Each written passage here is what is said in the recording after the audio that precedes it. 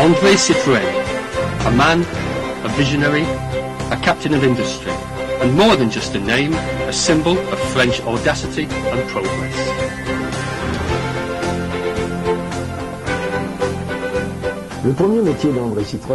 Citroën's first trade was making gears. During his second year at university, he was on holiday at his sister's in Poland and discovered a gear-making machine in a little workshop. He borrowed the money he needed, which wasn't much, from his brother-in-law to buy the license to make gears with this machine. Back in France, with his studies over and his military service completed, he opened a small workshop. He started off with 3 craftsmen, but gradually it eventually became a great success, and he started to expand his workforce. He became known to the car manufacturers of the day, and in particular the Morse brothers. Their car factory, which had seen its glory days in the early part of the century, was in difficulties, and they were thinking of selling their business. Citroën was offered the job of managing director at the Morse factory, which he accepted. He reorganized the company, making numerous system changes. He remotivated the workforce, and in just a few years he had increased Morse car production by 1,000%. In 1914, the increasingly successful Citroën was requisitioned for the war effort. The government asked him to organize the production of shells. In the factories he built on the Quai de Javel, he built 10,000, then 20,000, then 55,000 shells per day. In 4 years, Citroën produced 25% of French shells, over 25 million.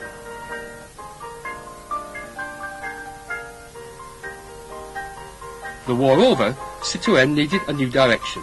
Encouraged by his experience with Morse and his own extraordinary intuition, he decided to build cars. And he did nothing by half. He got rid of his old equipment, pulled down and rebuilt his factory, and bought hundreds of new machines from the Americans. The Quai de Javel factories would build cars like he built shells, on the assembly line. The emblem of the company would be a double chevron, a reminder of the gears he started off his career with. The United States was El Dorado for André Citroën. He made countless round trips with his family, studying the production methods of the Detroit giants. His son Maxime remembers. His hero was Henry Ford, and nothing pleased him more to be called the French Ford in the United States. Through his meetings with Henry Ford, Citroën learnt automobile mass production techniques, and the Frenchie had a plan. He wanted to democratize the car to create demand, and he understood that he had to produce a cheap car in great quantities. In 1919, he was turning out 30 Type A's every day. It was followed in 1921 by the B2, but it was the 1922 Type C, known as the 5CV, that was the first step towards a truly popular car. The 5CV, or more correctly the 5HP, was built as a tourer, a 2-seater, and a 3-seater cabriolet, which was nicknamed the Clover. The ever-increasing production needed a similar increase in staff, and as he had done before, Citroën looked after his workforce. During the war, since all the men were at the front, his workforce became largely feminine. And because Citroën wanted his women workers to be happy at their work, he introduced several new measures, particularly concerning childcare and health. He opened day nurseries and provided rooms where women could breastfeed their babies. He created a clinic within his factory with 7 full-time doctors. He provided dentists, and there was a factory canteen.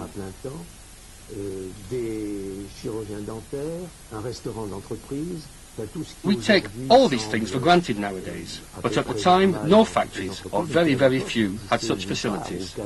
Citroën was a pioneer in providing for the social needs of his workforce.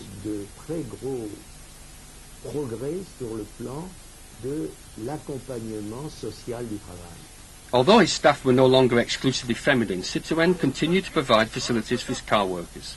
Citroën revolutionized the industry, reinventing the idea of social responsibilities in work. Canteens with background music, nurseries and even a clinic. He was a pioneer in this respect, and everyone praised him, including the industry minister. We are very proud that there are more and more bosses who don't think that their responsibilities end with just paying a wage to their employees. Citroën was somewhat more pragmatic. We are continually striving to improve your working conditions at the factory. I am pleased to take this opportunity to announce that this year's Christmas party, where we can all get together and is great fun for your children, will be on the 25th of December at the Sports Centre.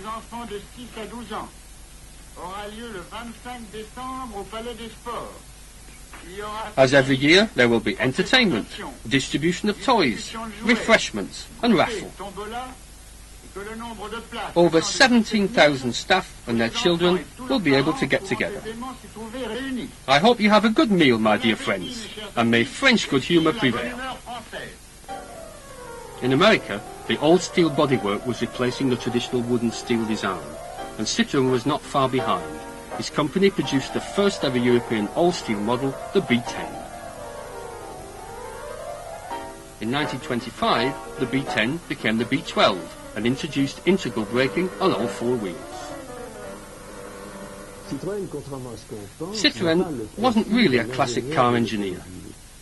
He didn't invent any particular part or process, but he reinvented the motor car. He was the first to realize that a car was not just an object that was sold to the public, and once sold was then forgotten about. He had understood that a car was a service that your clients demanded. Citroën had very early on realized that a car must be cheap to make, buy and run. The driver had to be able to take to the wheel without any worries about his car or its maintenance. His dealers had to provide cover throughout all French territory and offer a quality service at fixed prices. He introduced return and exchange, spare parts catalogues, a one-year guarantee on all his cars, and even car finance packages. And it wasn't just the clients who benefited. Every year, every dealer received full details of every new Citroën car, accompanied by advice on sales techniques.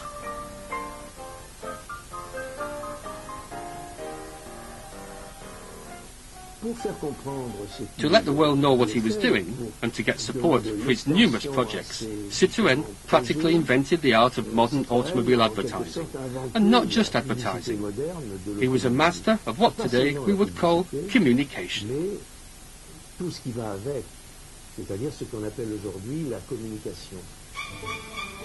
car manufacturer didn't stop at real cars. Citroën was the first company to build toys of its models. Now, Junior could have the same car as his dad. It was obviously an excellent way to introduce the Chevron into the family home, and the Citroenettes were sought after by a whole new generation of boys.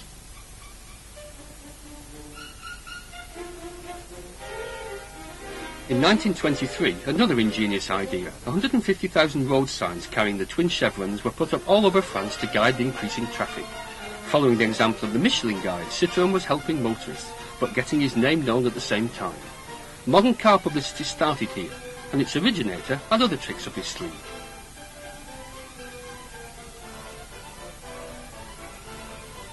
His daughter Jacqueline remembers. For the 1925 arts exhibition, my father prepared a great surprise for friends and family. He hired one of the Paris riverboats, and at 10 o'clock that night we were cruising down the river. No one knew what was going to happen, when suddenly the Eiffel Tower started to light up. Then one after the other the letters of my father's name appeared on the tower. What a formidable publicity scoop, and what resources, over 200,000 bulbs, over 1 million watts, and letters over 30 metres high. The spectacle lit up the Parisian sky for over 3 years. The 21st of May 1927, Charles Lindbergh landed his Spirit of St. Louis at Le Bourget after a 6,000-kilometre slog over the Atlantic. He claimed that the 300-metre-high lighthouse had helped him to find his way into Paris. André Citroën invited Lindbergh to the Javel factories. The boss asked all his employees to come and cheer the handsome American. His courage and endurance were two qualities the Frenchman wanted to associate with his cars. And now all of France, Europe and the world over knew about Citroën. Even Josephine Baker sang her praises.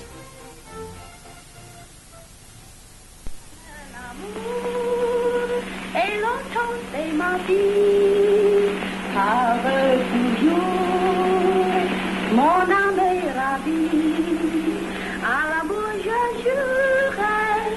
Poussez.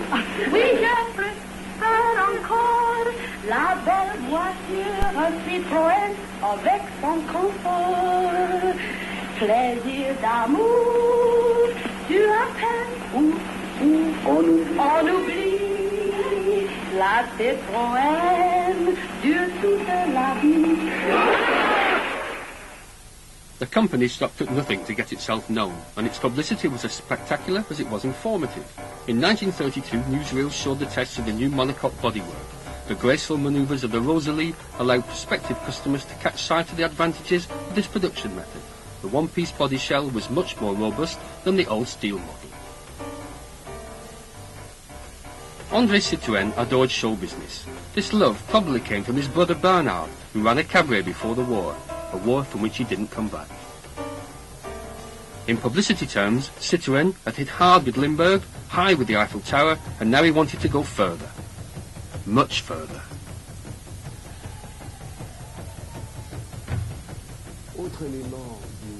Another first-class example of publicity were the great transcontinental expeditions, organised by Citroën using Autoschnee track cars.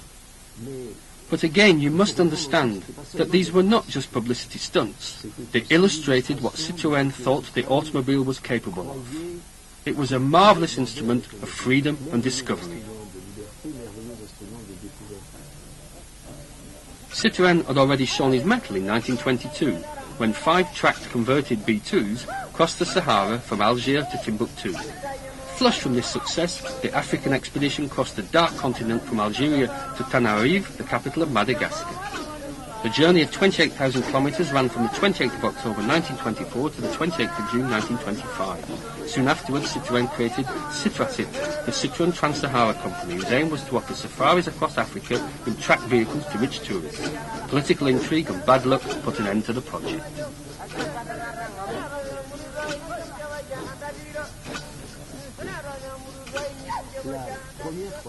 The first great expedition was the first crossing of the Sahara Desert, then the African expedition.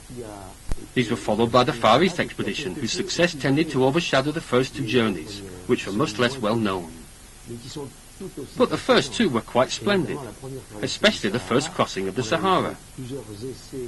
Several attempts had already been made, mostly by the army, to cross the desert in motorized vehicles. And to date, every attempt had ended in disaster.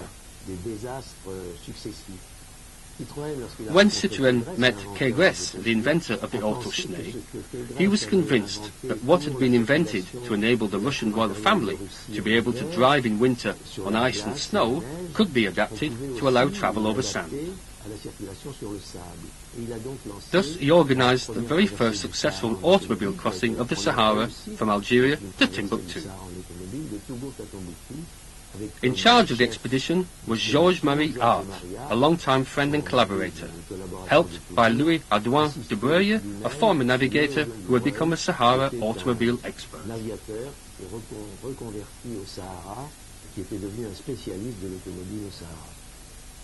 In early 1931, Citroën looked east, and the Yellow Expedition was born.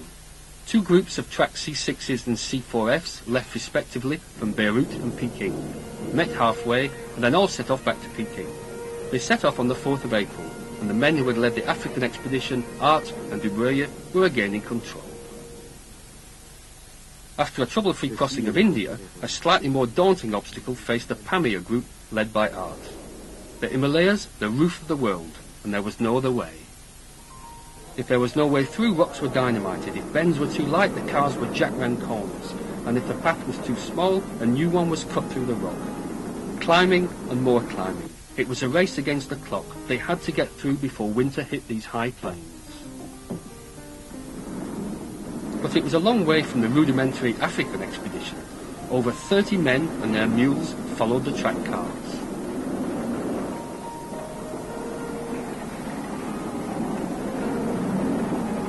cars which were powered by the formidable new 6-cylinder Citroën engines, which could take 2 tons of metal up the steepest slopes. Cécillon was at the wheel when suddenly he felt the ground move beneath him. "What am I sitting on?" he asked. "Nothing," replied Art. He stayed 5 hours in the car without moving over a 200-metre sheer drop. It took 5 hours for the hoisting gear and winches to secure the car and rebuild the route under the tracks. 5 hours of torture for poor Cécillon.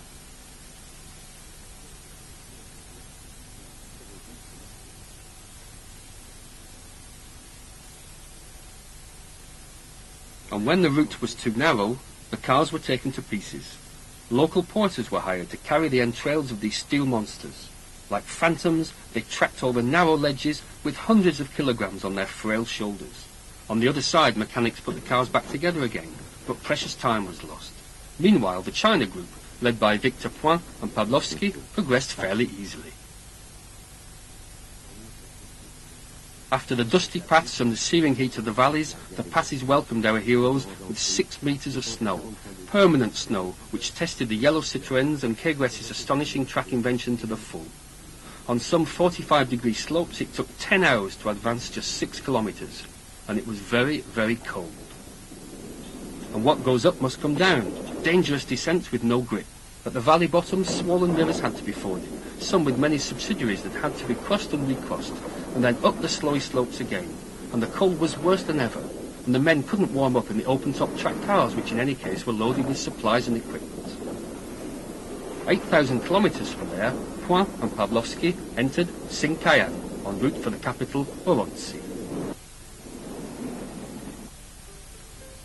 Arriving at Gilgit on the Pakistani high plains, Art got the bad news that Marshal King, the governor of Sinkayan, was holding the China group to ransom. Art decided to go and rescue him. He left the track cars and set off with a caravan of horses and mules.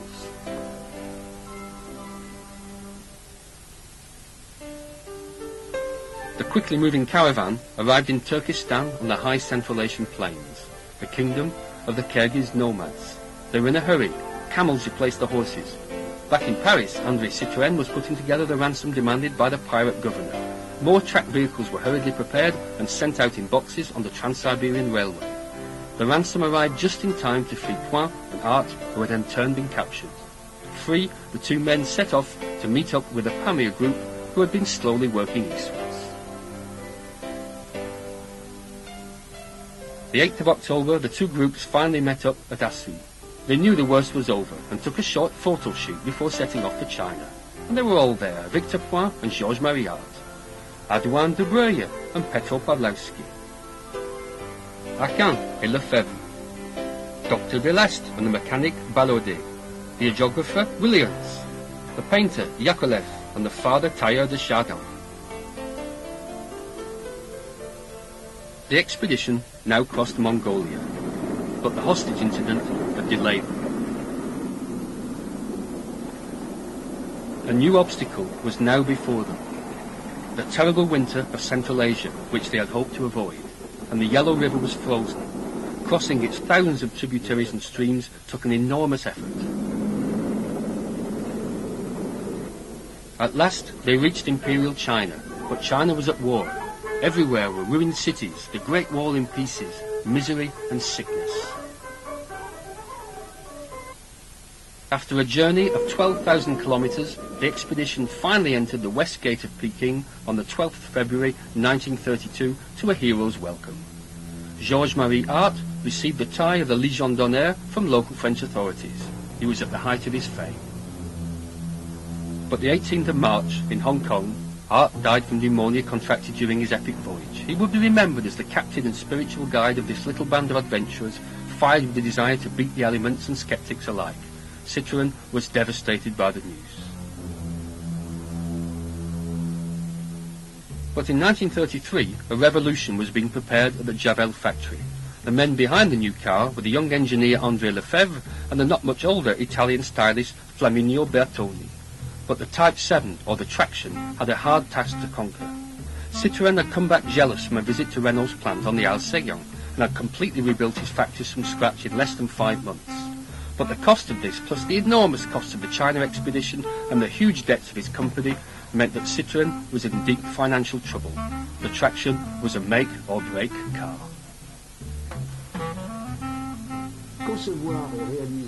To conceive and build a car as revolutionary as the traction in just a year is practically impossible.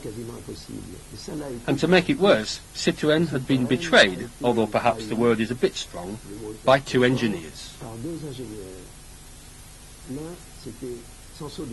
One was Sanso de Lavaux, who had promised Citroën an automatic gearbox. Citroën wanted his new car to be fitted with an automatic gearbox, not a manual version. And don't forget, this was only in 1934. But the gearbox had never worked, and nobody had ever dared tell Citroën.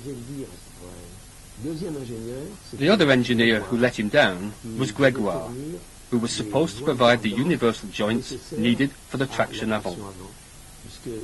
In order to capture the full power of the engine, the front wheels, which were also directional, needed special joints known as homo-cinetic. The joints that Grégoire offered seemed suitable for the job, but he continued to try to perfect them, and by the time they were delivered to the car builder, they didn't work. Citroën was forced to turn to the Americans Glenzer and Spicer, and this was another reason for the delay in producing the car. And Citroën could not afford any more delay. He had said to one of his colleagues, "It's not a question of days now, it's a question of hours." Citroën had his back against the wall. He had to get this car out, but it was impossible. The unthinkable happened. A small creditor caused the giant Citroën company to go bust, the 21st of December 1934. 143 Quai de Javel passed into the hands of its principal shareholder Michelin, and the banks insisted that André Citroën was shown the door. Pierre Boudin Michelin, son of Edouard, and Pierre Boulanger were put in charge and given the task of reducing company costs, and not least improve the company's car, particularly the traction.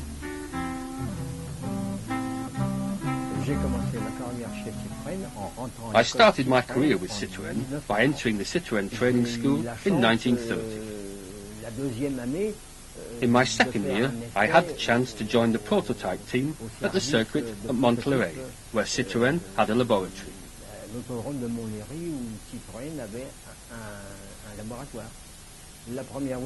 The first car I got my hands on was a Rosalie. The rocker arm engine, which powered the traction, had been previously tried on the Rosalie in a standard lateral position.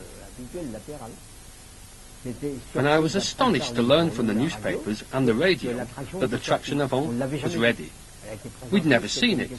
It was presented as the very last chance for the factory. Citroën wanted it to be on the road, and it was produced without hardly any testing, which is why so many modifications had to be made afterwards. It got better, but it took quite some time.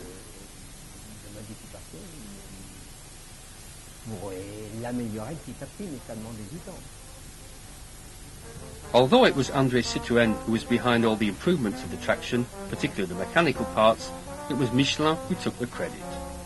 From the 7C to the lightweight 11 and the powerful 6-cylinder 15, the traction was a great success. Its frameless body shell, independent wheels, streamlined bodywork, and its famous, yet initially criticised front-wheel drive were the keys to its success, and for 20 years it was Citroën's flagship. A queen of the road who had a mysterious secret.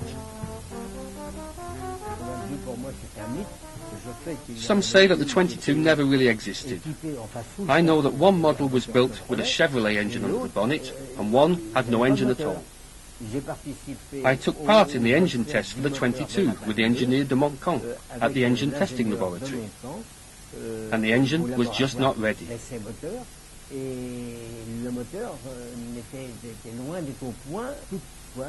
In 1938, I saw an open-top 22, which the engineers presented to us at Montlhéry. They wanted us to give them our advice after a quick trip round the circuit. It's the only model I've ever seen, and we weren't allowed to keep it for testing.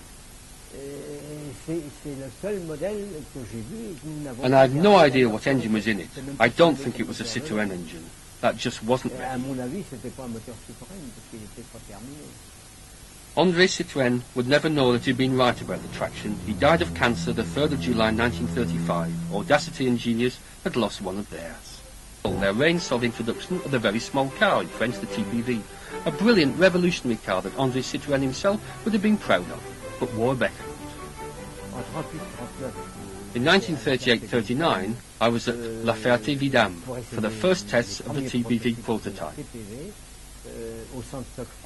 The testing centre at La Ferté was really top secret, because at the time, the economic battle between France and Germany to mass-produce the first popular small car was at its height. This was an extraordinary car,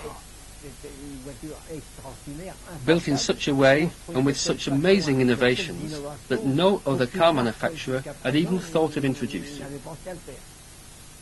And the car just stuck to the road. And despite its simplicity, it was very comfortable. And once the war was over, I immediately bought one of the very first 2CVs with a 375cc engine. 1948, and the 25th Paris Car Show was opened by Vincent Auriol. France was rebuilding, but most of the cars on show were beyond the means of the average French driver. Since 1936, Pierre Boulanger had echoed André Citroën's view that the traction was too expensive. This idea was the argument behind the TPV. The hour had come to present the end result of the concept that the World War had delayed. With a dramatic gesture, Boulanger uncovered the 2CV. The reaction varied from stupefaction to mockery. The public had forgotten about the 250 Type A 2CV which had been produced in August 1939, and the TPV prototypes had simply disappeared.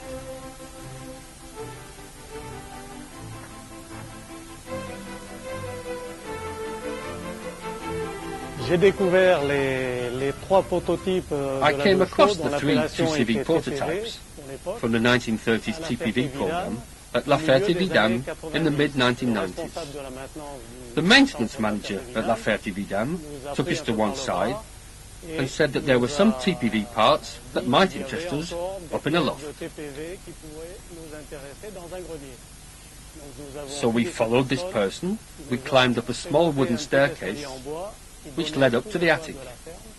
And when we got to the top, we just stopped, open-mouthed. At the end of the loft, we saw the three prototypes under dusty covers. Du toit du grenier, les trois TPV sous des bâches sous la poussière. De voir ces The first trois thing we prototypes thought TPV sous was les how toits, did they manage to get the on three s'est prototypes déjà up demandé here in this comment loft? ils avaient pu être montés, ici, à l'endroit And the où on second les a thought retrouvés. was, how are we going to get them down La so that we question can show them to the outside à world? nous, c'est comment on pourrait les faire redescendre et les remonter et les montrer à tout le monde, quoi. Finally, Partie du we plan removed était de part of monter, the et roof, ça a été, on a and we fait hired a venir crane une to get grue them down pour pouvoir one by faire one rouler chaque onto the véhicule ground. et les remettre au sol There was no sans problem, problème. and as you Vous can voyez, see, they are in perfect condition. dans un état parfait. Ces trois These TPV, three oui, n'étaient pas prototypes les were not the premiers first to be exemplaires, found. découverts. Monsieur Wolgensinger, Monsieur Wolgensanger, when he was Citroën's Director of Communication, had found the TPV either here at La Ferté-Vidame or perhaps somewhere else. But he had it restored and it's still running today.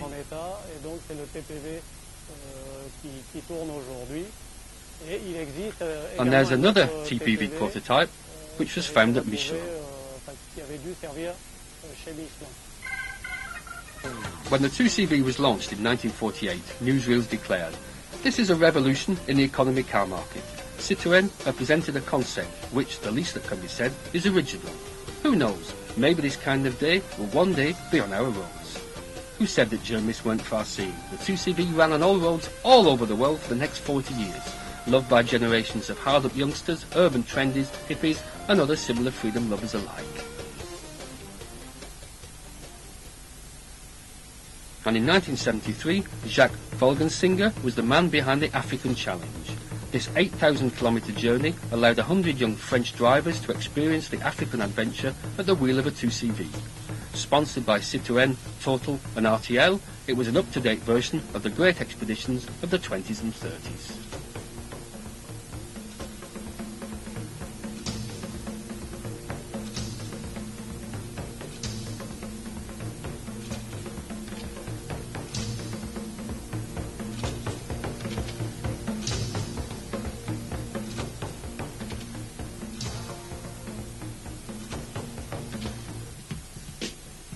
until in 1973, the 2CV attracted a new young audience with the 2CV cross races. But the little car was not yet ready for the scrappy. More and more versions saw the day, such as the 2CV4 and the 2CV6, and its basic structure was used on other models, such as the famous Diane and the Mehari. In 1968, while students waited in Paris, Citroën's Mehari was quite an innovation. It was the first French car with moulded thermoplastic bodywork. Queen of the beaches, she became a style icon. But the exceptional lifespan of the 2CV has caused us to jump too far forward. Let's go back to the 50s. Boulanger was killed in a car accident. He was succeeded by Robert Puisiot, who also wanted to bring out a new model. Bertoni was again called in for the design work. And if these early drawings are familiar to us now, back in 1955 they were surrealistic. Don't forget that this futuristic car was to be the replacement for the traction.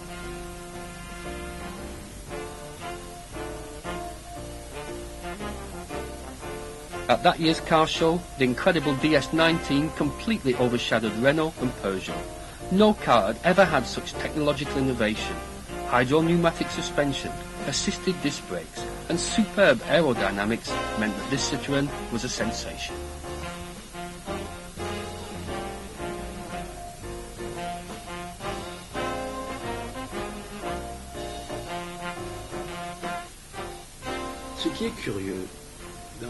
There's a curious side to the Citroën story.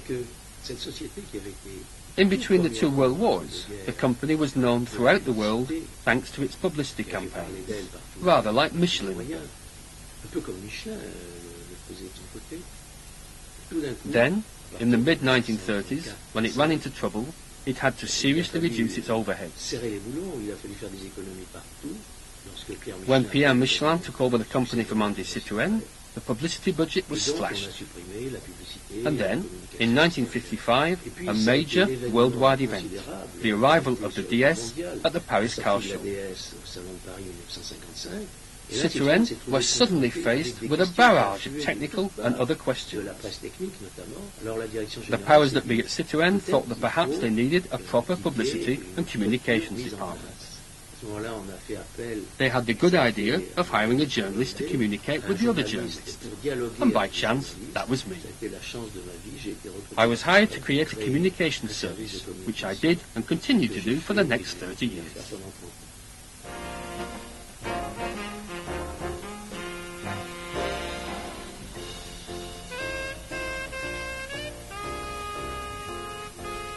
Paradoxically, although the DS had such modern lines, it made popular a craft typical of the 1920s, coach building.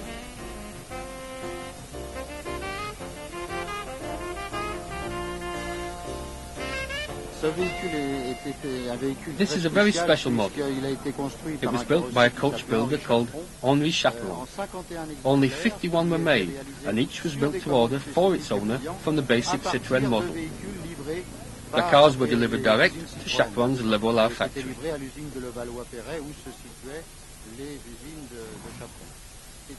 This Chaperon coupe is called the Dandy. Luckily, my grandfather bought it directly from Henri Chaperon in 1965, and it's been in the family ever since. I've got the initial estimate and all the bills, which make the car both valuable and of great historic interest. Alongside these sublime stylistic evolutions, the DS suddenly had a little sister, the ID.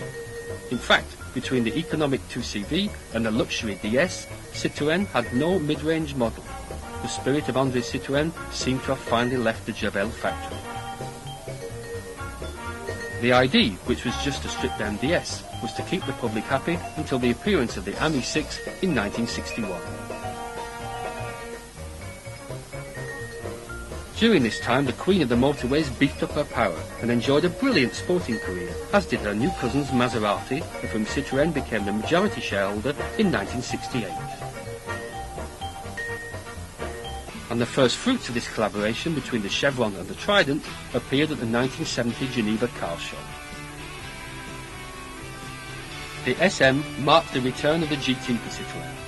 The idea of a sporty coupe version of the DS was not new, but the DS's four-cylinder engine, even with fuel injection, could not match the big English and Italian models. The Maserati V6 engine was the perfect powerhouse for this new, imposing coupe.